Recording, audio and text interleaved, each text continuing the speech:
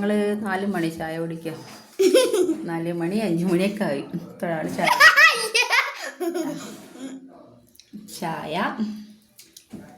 ചായക്ക് അമ്മക്ക് നേരെ ഇരിക്കും. ഞാൻ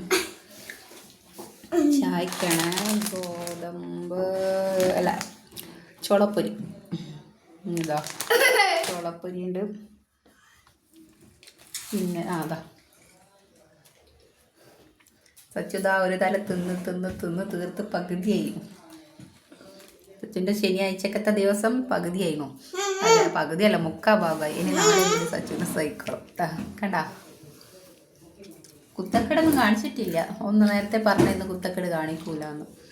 കുത്തക്കേട് കാണിച്ചില്ല സച്ചിയോ?